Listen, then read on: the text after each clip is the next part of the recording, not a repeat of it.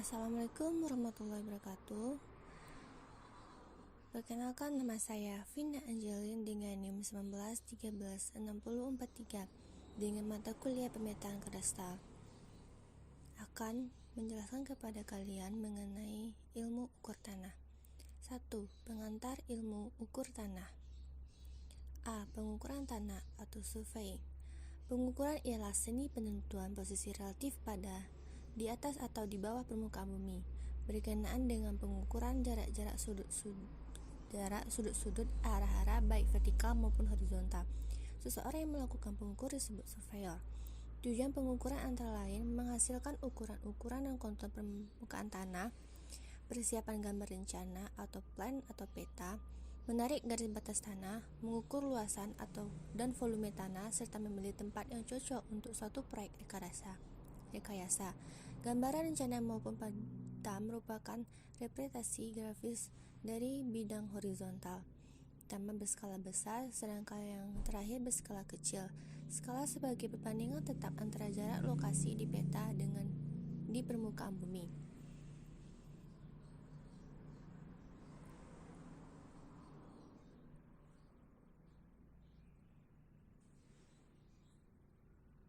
B. Instrumen survei di masa lalu. Sejarah perkembangan survei pengukuran tidak lepas dari ilmu-ilmu astronomi, astrologi, dan matematika. Mulanya, orang-orang Mesir, Yunani, dan Romawi menggunakan prinsip pengukuran atau surveying dan matematika untuk pematokan batas-batas kepemilikan tanah, penempatan atau stake-out bangunan publik, pengukuran dan perhitungan luas tanah. Hubungan antara matematika dan ukur tanah nampak dari istilah geometri yang menurut bahasa Latin ialah pengukuran bumi, dan geometrik digunakan pada pengukuran dan pemetaan.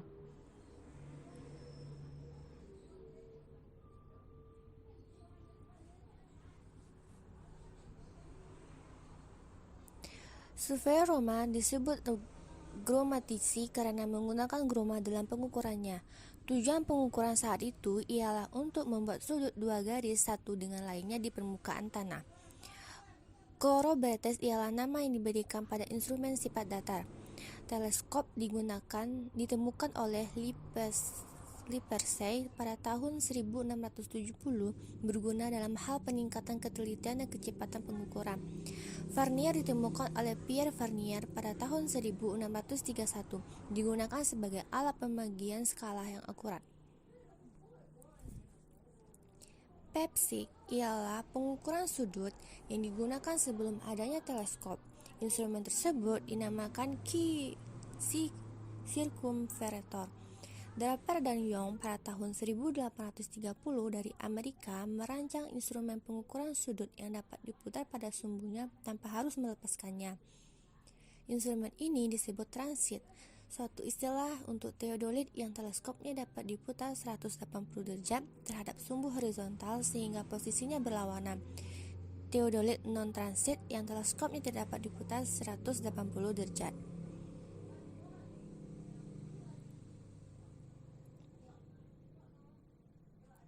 Transit atau teodolit merupakan instrumen yang digunakan untuk mengukur sudut-sudut horizontal dan vertikal. Keuntungan teodolit ialah lebih ringan, mudah dibaca, sehingga mampu mendominasi keberadaan transit Amerika. Teodolit ditemukan oleh Rømer, seorang astronom Denmark, pada tahun 1690. Sekarang teodolit digunakan untuk mengukur sudut horizontal dan vertikal, membuat garis lurus, mengukur bearing, mengukur jarak horizontal dan vertikal, menentukan arah. Dasar fasilitas teodolit sebagai berikut: 1. Teodolit Vernier sederhana. 2. Teodolit mikrometer. 3. Teodolit optik atau glass arc. 4. Teodolit elektronik. Teodolit modern yaitu tipe optik dan tipe digital. C. Klasifikasi survei. A. Survei atas dasar akurasi. 1. Survei planimetris adalah merupakan permukaan bumi mendatar atau tidak melengkung. Kenyataannya permukaan bumi melengkung. Garis level sebagai garis lurus. Garis plumb line dianggap sebagai paralel dalam titik lainnya. Sudut merupakan sudut pada bidang datar, bukan sudut bidang bola. Meridian melalui dua garis berupa garis paralel. Survei ini cocok bagi pengukuran yang tidak terlalu luas. Survei planimetris ini tidak digunakan untuk proyek-proyek luasan besar seperti pabrik-pabrik, jembatan, dam, kanal, jembatan layang, rel kereta, dan juga untuk lainnya. 2. Survei geometris. Geodetis memperhitungkan bentuk bumi yang melengkung dan melakukan pengukuran jarak-jarak dan sudut-sudut ketelitian tinggi. Diterapkan untuk lokasi yang luas. Perhitungan survei geodetis didasarkan pada ilmu yang mempelajari bentuk dan dimensi bumi. Bagian dari prinsip-prinsip dan prosedur matematis untuk penentuan posisi titik-titik di permukaan bumi. Survei geodetis menganggap garis yang berhubungan dua titik berupa lengkungan. Survei geodetis digunakan untuk pengadaan titik kontrol teknologi ruang angkasa atau space control points.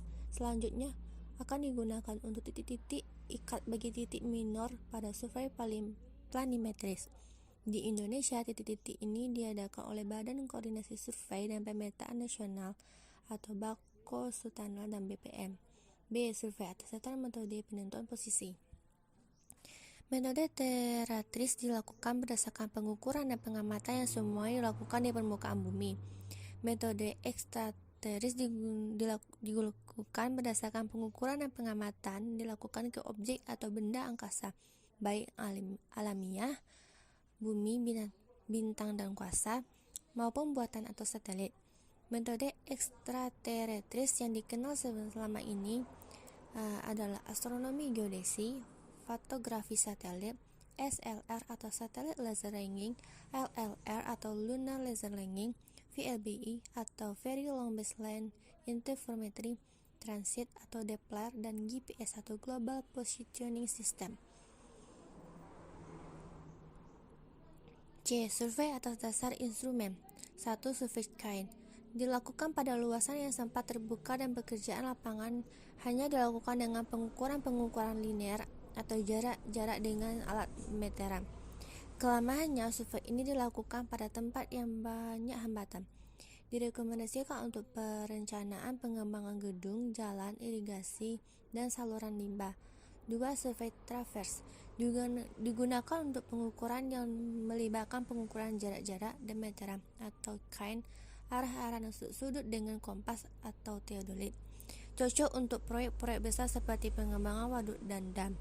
Survei ini identik dengan survei poligon karena alat yang digunakan pun sama.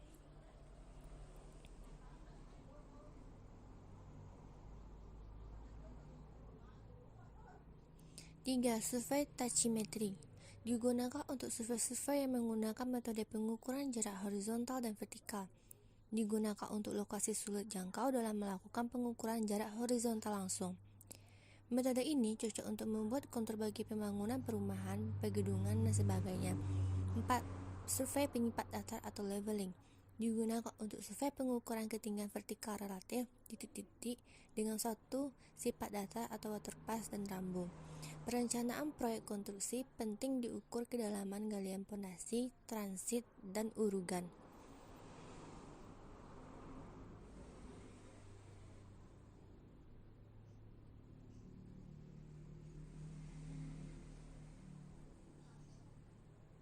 Lima. Plan tabling untuk pengukuran grafis yang dilakukan secara serentak antara pekerjaan lapangan dan plotting. Kegunaannya kecil, kemungkinan dijumpai data pengukuran yang tertinggal atau terlupakan. Kelemahannya tidak direkomendasikan pada medan beriklim lembab. 6. Survei triangulasi dilakukan jika ada pengembangan wilayah.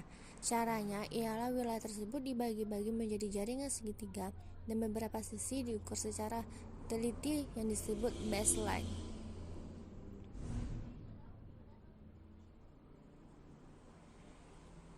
D. Survei atas dasar tujuan. 1. Survei rekayasa. 2. Survei pertahanan. 3. Survei geologi. 4. Survei geografi. 5. Survei tambang. 6. Survei arkeologi. 7. Survei road. E. Survei atas dasar tempat. 1. Survei tanah. 2. Survei hidrografi. 3. Survei bawah tanah. 4. Survei udara.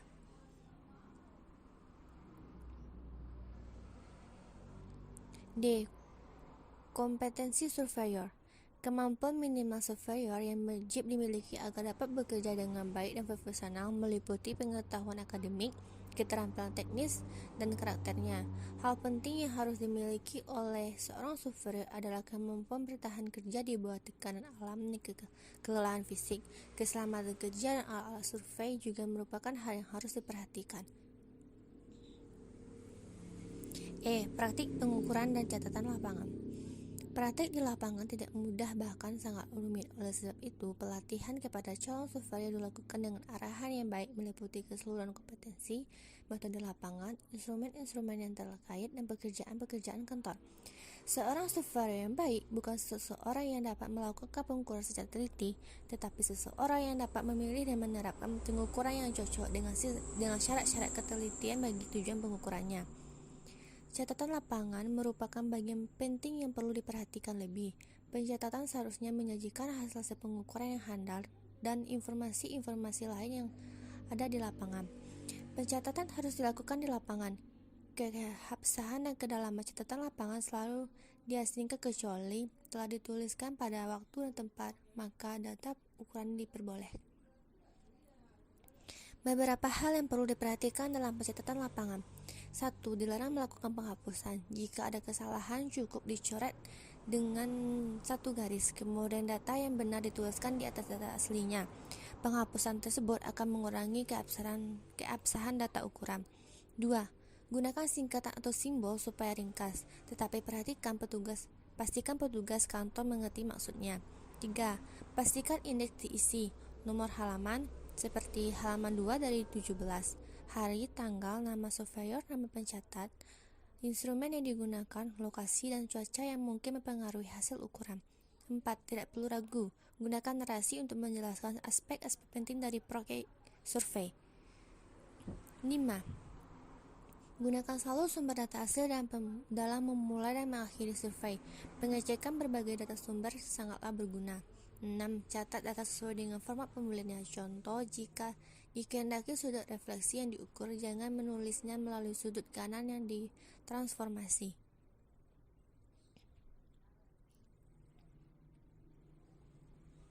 Dua, prinsip pengukuran dan sistematis.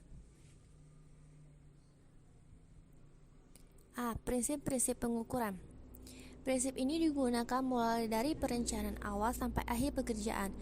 Prinsip-prinsip tersebut ialah: A. Bekerja mulai dari keseluruhan menuju bagian-bagiannya. B. Posisi suatu titik dapat diletakkan paling sedikit dengan pengukuran. B. Bentuk bumi. Bumi berbentuk bulat pertama kali digagas oleh Pythagoras. Para ahli lain berpendapat bumi berbentuk kotak, bidang datar, atau silinder. Eratosthenes sebagai orang pertama yang mengukur besar bola bumi dengan hasil yang cukup akurat pada era itu. Galileo mendukung pendapat bahwa bumi itu bulat, dan Columbus berusaha membuktikannya. Jika pengukuran dilakukan pada tak terhingga titik, garis level akan membentuk permukaan level. Permukaan level ini dinamakan geoid. Karena geoid merupakan permukaan ekuipotensial, potensial gravitasi sembarang titik pada permukaan itu besarnya menjadi sama, dan arah-arah gravitasi sembarang titik akan tegak lurus dengan geoid. Jika tubuh bumi seragam dan permukaan topografi tidak ada, geoid membentuk ellipsoid oblet dengan pusat di pusat massa bumi. Namun kondisinya tidaklah sesederhana itu. C. Sistem referensi. Menghitung posisi, jarak, dan arah di permukaan bumi, kita memerlukan kerangka referensi matematis. Kerangka referensi yang paling cocok adalah ellipsoid oblet karena mempunyai bentuk relatif sederhana dan pada tingkat tertentu mendekati bentuk geoid. Koreksi-koreksi ini relatif kecil dan pada survei tertentu dapat dibaikkan bila mana dipilih ellipsoid referensi yang sesuai atau fit dengan geoid pada arah survei. Untuk mencapai kesesuaian itu, tiap negara memiliki observer yang berbeda. 3. Penghitungan planimetris. Jarak langsung diperoleh dengan pengukuran tarikan meteran antara titik dan titik lainnya. Sedangkan jarak tidak langsung diperoleh dengan perhitungan hasil ukuran besaran di lapangan seperti survei tachymetry. B. Asimut. Antara dua titik ialah besaran sudut bearing yang dibentuk dari satu referensi atau meridian atau utara searah jarum jam sampai ke garis penghubung dua titik itu. Besarnya satuan asimut pada satuan derajat mulai dari 0 derajat sampai 360 derajat. C. Sudut. Sudut horizontal dihitung dengan dua cara, selih dua bacaan horizontal dan selih dua asimut. Bacaan horizontal biasanya dari pengukuran teodolit, selain itu asimut didapat dari pengukuran dengan kompas atau hasil hitung dua titik yang telah diketahui koordinatnya. D. Satuan sudut. 1. Lingkaran sama dengan 360 derajat, 2. V radian sama dengan 400 gram. 1 radian sama dengan 57,29, 1 radian sama dengan 3437,76, 1 radian sama dengan 20.626, 1 derajat sama dengan 0,01, 1 sama dengan 2,9, 1,4. Koordinat pada sistem salib sumbu-sumbu dua sistem setiap titik definisikan dengan absen X dan koordinat Y. 4. Pengukuran jarak langsung dan tachymetry.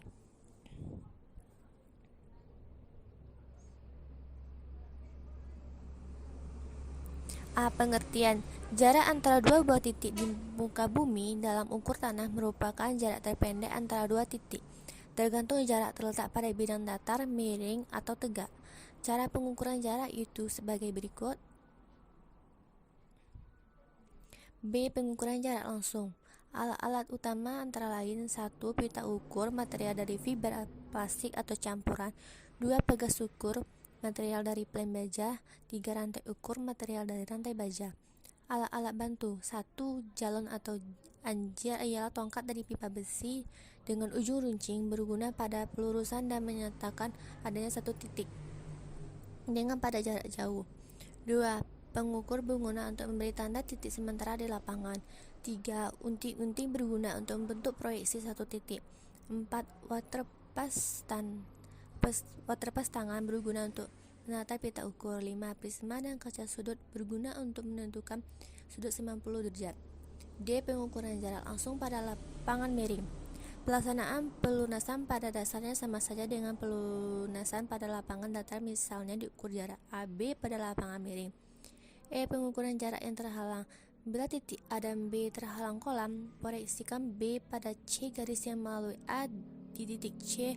Ukur jarak A per C dan jarak BC dibagi jarak AB sama dengan dalam kurung AC2 ditambah BC2 tutup kurung. F. Sumber-sumber kesalahan pada pengukuran jarak. 1. Panjang pita ukur tidak standar. 2. Suhu yang tidak baku. 3. Tarikan yang tidak tetap. 4. Pelurusan yang tidak baik. 5. Pita tidak mendatar. 6. Pemasangan unting-unting tidak tepat.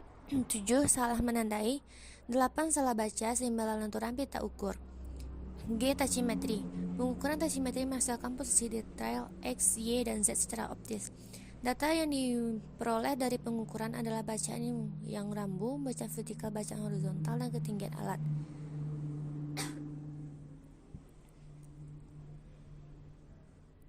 5. Bearing, asimut, dan pengukuran sudut.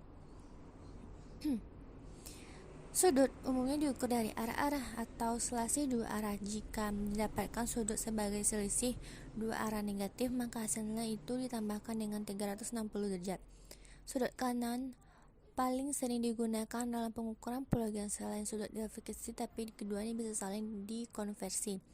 Pada pengukuran sudut vertikal, hasil bacaan vertikal bukan langsung berupa sudut zenit maupun helix. Oleh sebab itu, bacaan itu perlu dikonversi terlebih dahulu sesuai dengan rumus yang akan digunakan. Kesalahan kolimasi baik horizontal maupun vertikal dapat dihitung dengan mudah. Namun cara mengeliminir kesalahan itu dengan memproyeksikan teodolit merupakan pekerjaan rumit dan berisiko tinggi. Pada T2, kesalahan kolimasi 30 derajat masih dapat ditolerir.